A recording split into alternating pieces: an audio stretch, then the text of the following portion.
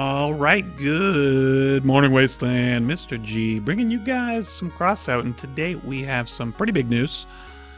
The boys at Targum have finally worked on hitboxes, and they've made a workaround to try and severely nerf wedges.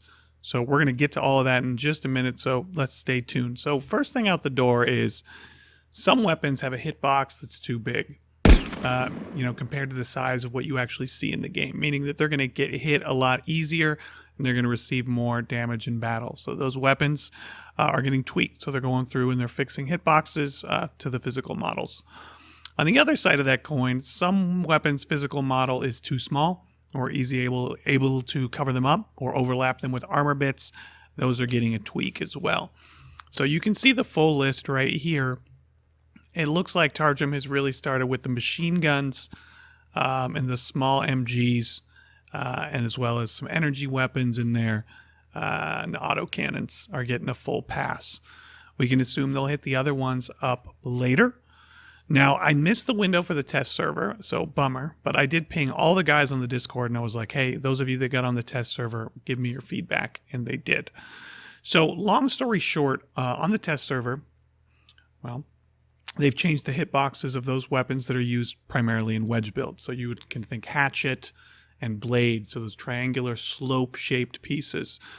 What Targum has done is essentially blunted those in the game. Now, the model should look the same in the game, but the hitbox on the front is no longer going to be really, really tiny so that it can wedge under other structures, which is going to make it much harder to scoop and flip your opponents. And to direct quote the guys on the Discord, Daff909, I was like, dude, how effective was this? He said, medium %.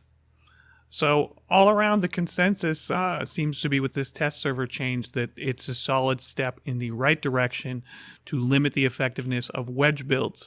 If you don't run a wedge build, good for you. That won't affect your builds, but it will make your life easier in that those builds going against you will be less effective. So we're going to really have to wait and see till when this hits the public test server.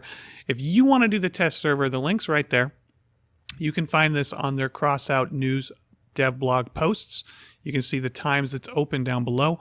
Make sure you do make a second folder. Don't overwrite your original Crossout folder, or you'll be sad because you'll have to reinstall it and fix it later. I recommend just having 2 folders and make a shortcut for the new one so you've always got it ready to go. So whenever they update it, you just click on your link that says public test server and you can jump right in. All right, guys, that was it for this one, but some very solid news coming from the guys at Targum. So let's wait and see where this goes. Mr. G out.